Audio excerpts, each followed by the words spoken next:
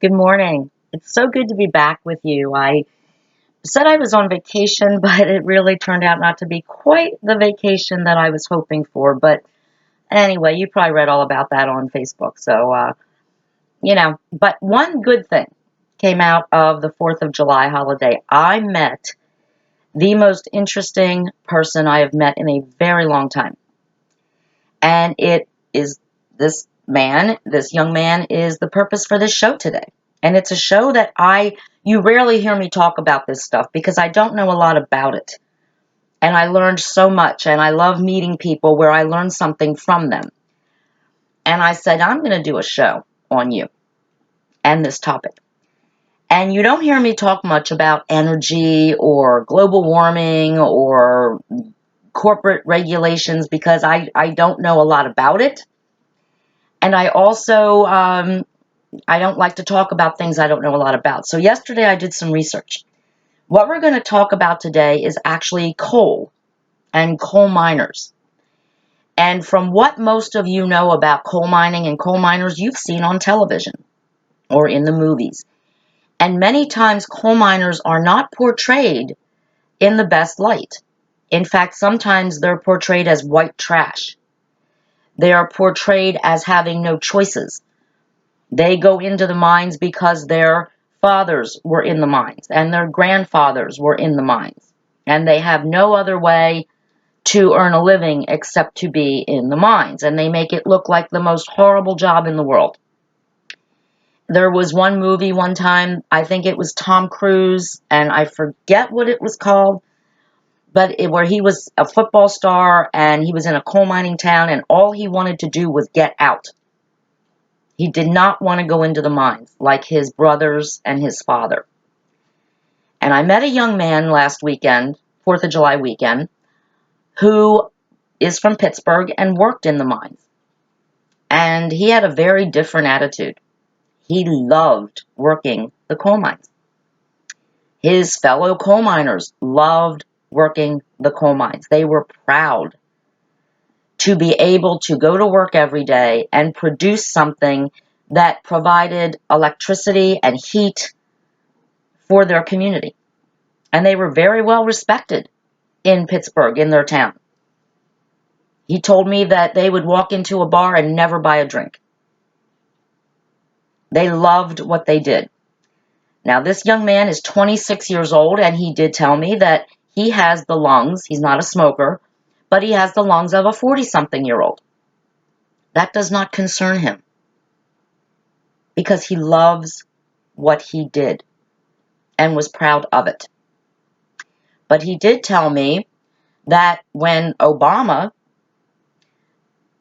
became president, Obama started regulating the coal mines to a point where many of the coal mines had to go out of business. And this is where I had to go do a little bit of research.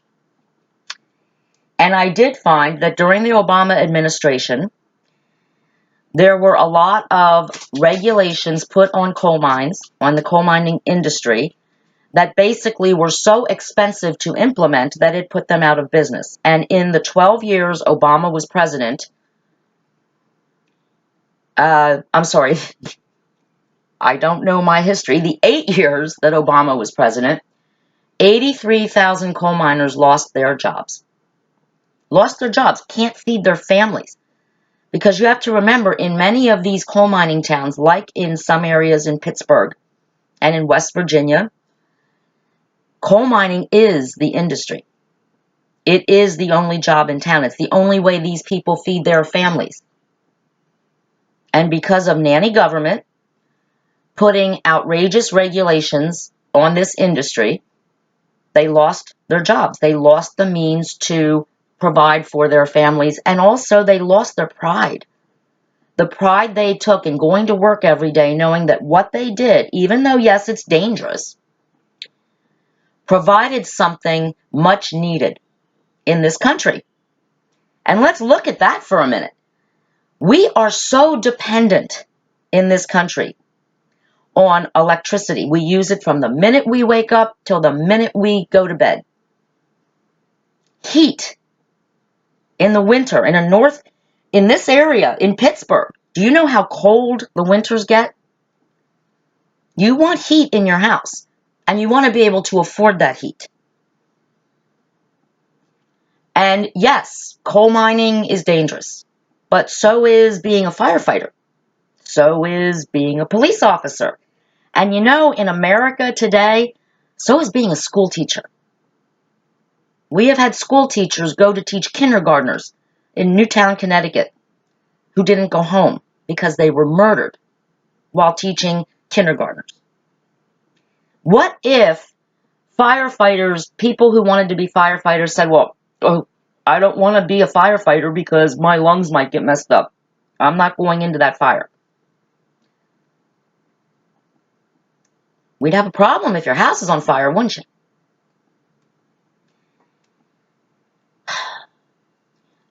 The description that this young man gave me of coal miners reminded me a little bit of the stories my husband told me about being in the Marines. He told me that they are a team. They look out for each other down in the mines. They have each other's back, and they leave no man behind.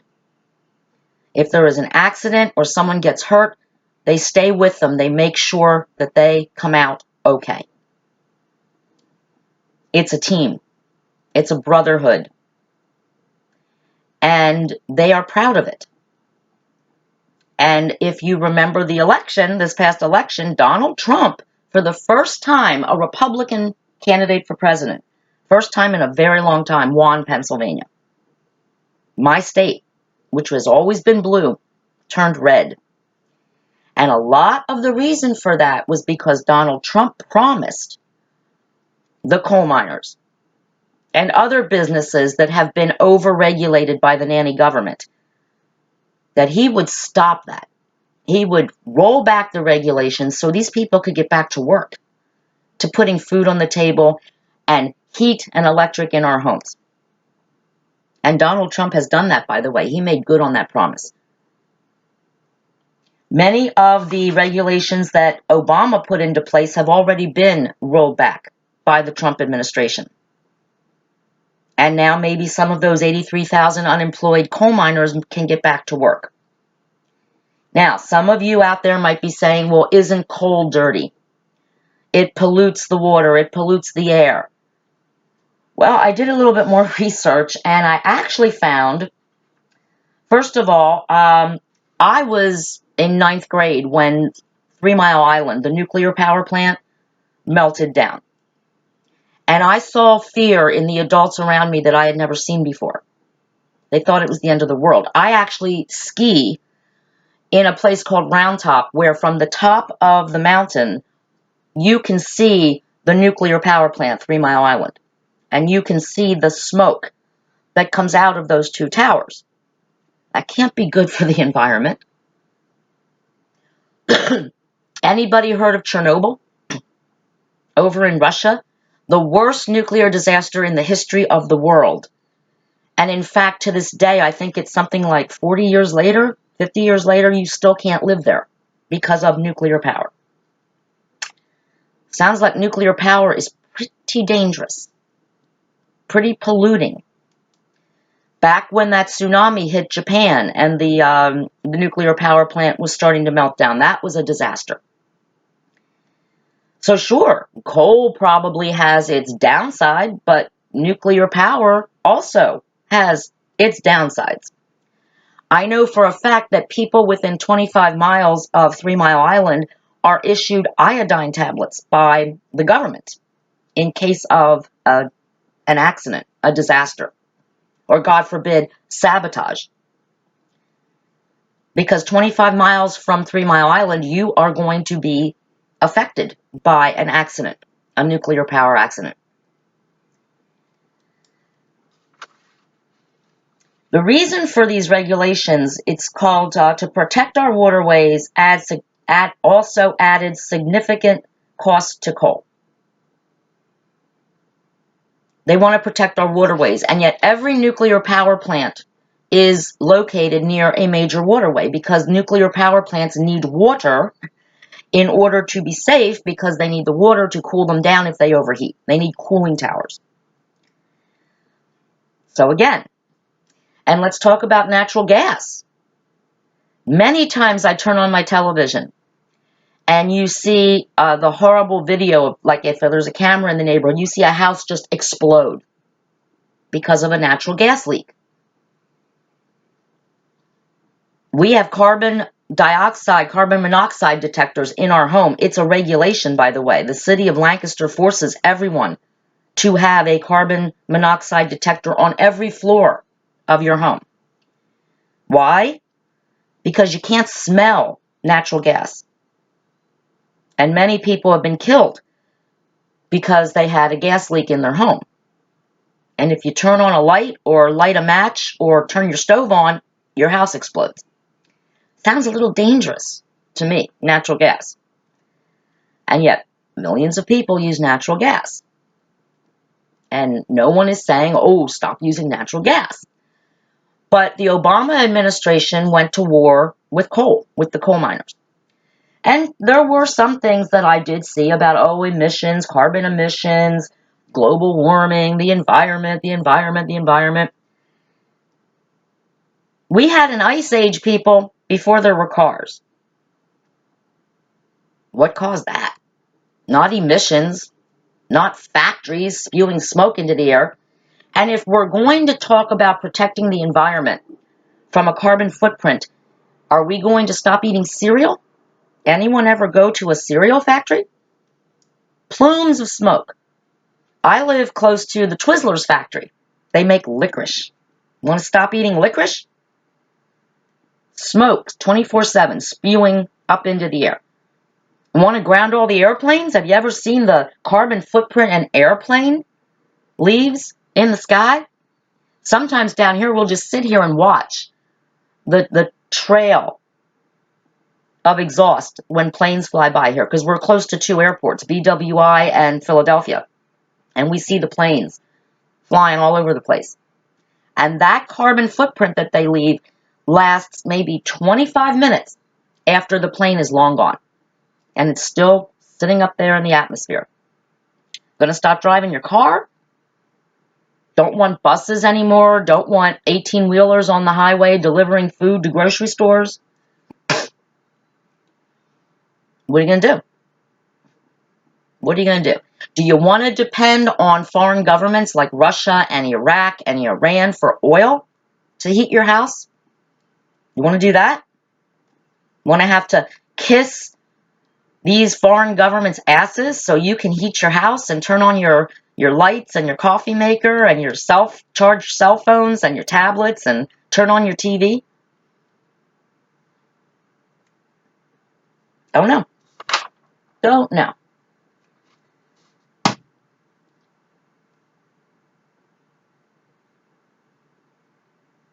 I'm going to say that there is also something I didn't know that I found out, and I forgot to mention this. There's something called coking coal. It's called metallurgical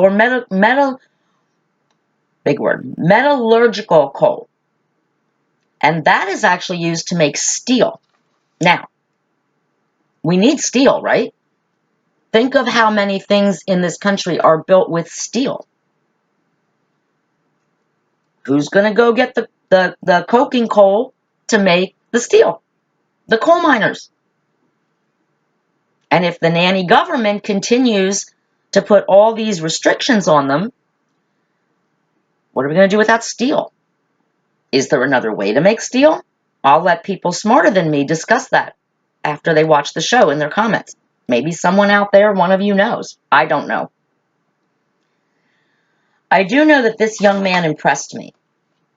He impressed me a lot. He told me that when he worked in the coal mines, he felt so proud, and he also had the best benefits. The coal mining company took care of them. When they got sick and they had to go to the doctor for anything, they paid almost nothing. Great health benefits, great workman's comp benefits. Coal miners take care of their own. It's a brotherhood, it's a community. And unlike what you see in the movies or on television, they're proud people, feeding their families, putting food on the table, having nice homes, being part of a community that respects and supports them and stands by them. I think that sounds great. And I think I would feel maybe just a little bit safer living in a coal mining town than living 25 miles from a nuclear power plant. Don't know, that's just me. I'm not a big fan of radiation and popping iodine tablets when those sirens go off. And yes, we have had horrible coal mining accidents. We see them on the news. And we also see how the people stand together when there is an accident and their coal miners are in danger. And they support each other. And when there's an accident in a nuclear power plant, they play cover your ass. It's all secretive and, ooh, no, it didn't really happen, but it did happen, and it's years till they admit that it happened. And the government, the Nuclear Regulatory Commission comes in and says, oh, don't worry, you were never in any danger of being radiated. Coal miners stick together. That's another thing I learned from this lovely young man. And he did tell me he no longer lives in Pittsburgh, but he told me that he would go back into the mines in a New York minute, even with some minor lung damage, because he loved it. And he was proud to do it. How many young people today, I mean, this guy is 26 years old. How many 26-year-olds live with their mommies and daddies in their basement and are still on their parents' health insurance and don't even have jobs or have been making babies they can't support? Here's a 26-year-old young man who worked in the mines, who went to a trade school to learn welding, who works very hard as a welder, and if given the opportunity, would be happy to go back into those mines to provide energy for his community and for the country that he loves. He wants to go back in those mines and work with his friends and his brothers. He wants that pride. And I'm not so sure that the nanny government should take that away from him. But as always, I'll let you guys decide. Please share your comments. I'm going to share this story with the young man I spoke with, and I hope I did him justice. And if I got anything wrong, I hope he will tell me. Again, this is not my area of expertise.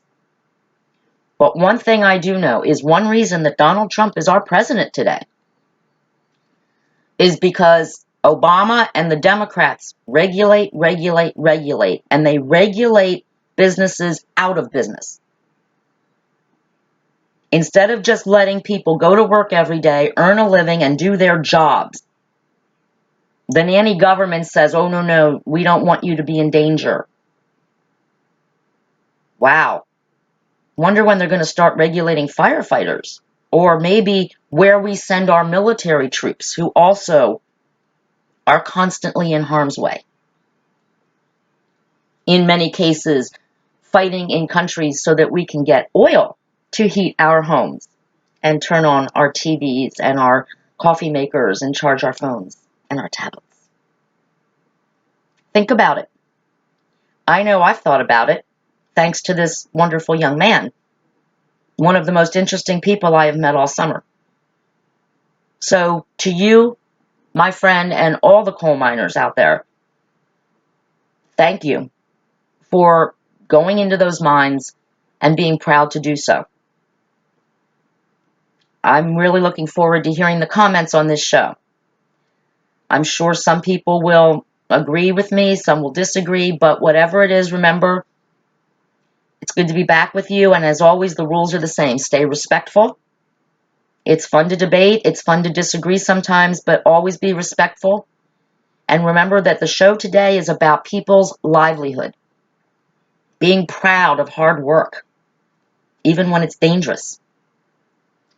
And the rest of the week's shows are going to kind of connect dots a little bit, because tomorrow and Thursday I will be discussing the vanishing American adult and how so many of our young people today are afraid of hard work and are so spoiled and so entitled that they wouldn't dare put on a hard hat and go into a coal mine to support their family. They don't have air conditioning in the coal mine. They might get dirty. It's hard work. The shows are going to be great, guys. Until tomorrow, Political Paula is out.